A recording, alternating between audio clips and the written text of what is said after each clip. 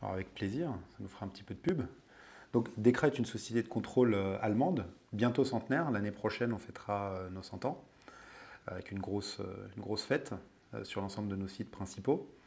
Nous sommes aujourd'hui présents dans 60 pays au travers de nos quasi 47 000 collaborateurs.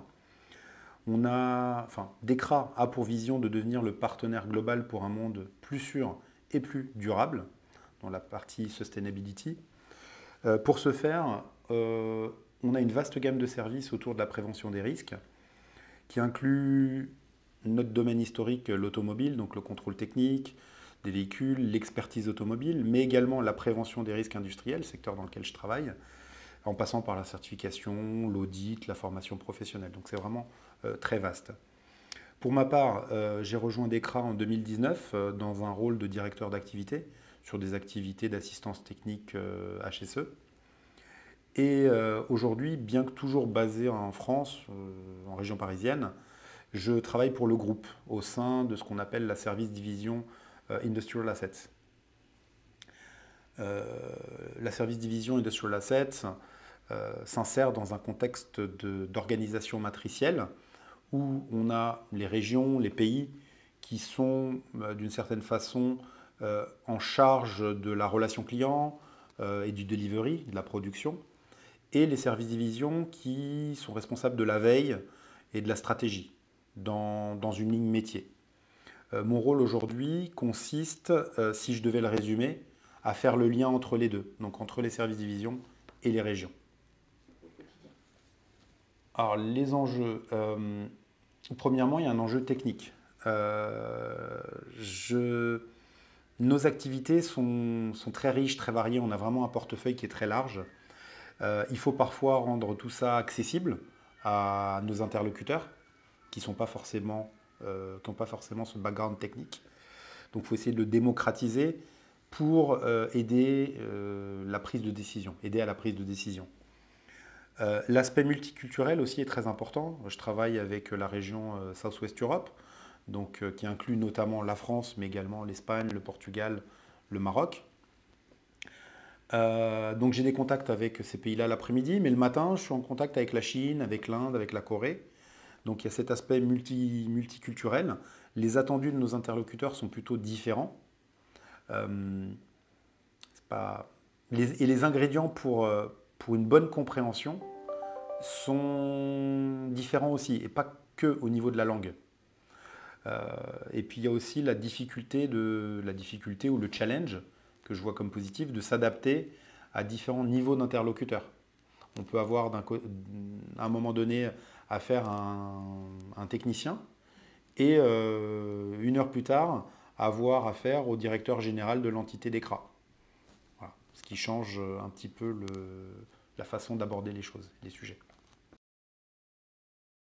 Fiabilité et flexibilité. Pourquoi fiabilité? Je dirais que une entreprise de contrôle comme la nôtre ou dans le domaine du TIC, Testing, Inspection, Certification, c'est important cette fiabilité puisque nous-mêmes on vend de la fiabilité à nos clients. Alors premièrement, je pense qu'il y a un sujet lié à ce qu'on appelle chez nous la corporate identity qui est très, très cadré, il faut utiliser du vert, du gris, avec le positionnement des logos, des images et tout ça, que vous avez très bien assimilé lors de notre projet commun. Et ensuite, comprendre les enjeux et nous aider, parce qu'on n'est pas forcément... on est une boîte technique, donc parfois on a du mal à vulgariser, donc nous aider à porter le bon message par rapport au niveau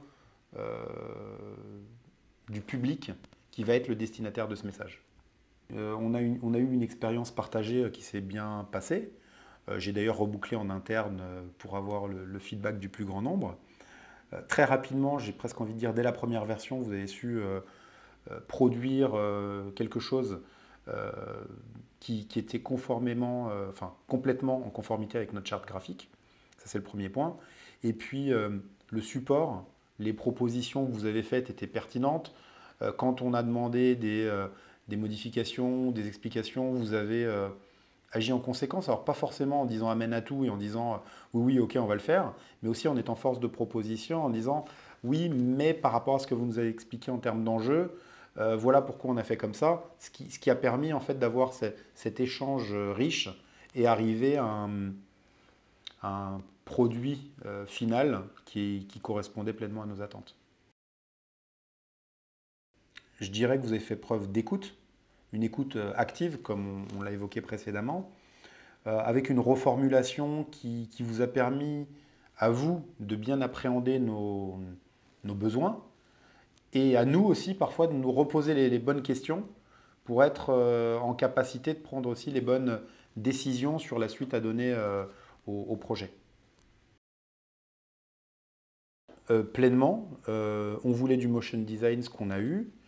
On a eu la livraison du produit, je vais appeler ça le produit de la vidéo, dans les temps, avec peu d'aller-retour. Quand on sait que le temps c'est de l'argent, comme on a l'habitude de dire, et qu'on était pressé et que c'était une des inquiétudes, euh, c'était très positif. Et puis on a respecté le budget, la qualité était au rendez-vous, donc pour nous, très positif. On va le dire en anglais, 5 stars. Les retours que j'ai eu en interne, les premiers retours sont ceux de l'équipe qui a travaillé sur le sujet. Donc ces retours ont été positifs, comme je l'ai souligné tout à l'heure. Donc agréable de travailler avec Gimmick, euh, une bonne prise en considération de nos besoins, etc. Alors bien entendu, et je le ferai dès que j'en aurai l'opportunité, dès que j'en ai l'opportunité. D'ailleurs, je l'ai fait récemment. Bon, malheureusement, ça ne s'est pas concrétisé pour des raisons internes.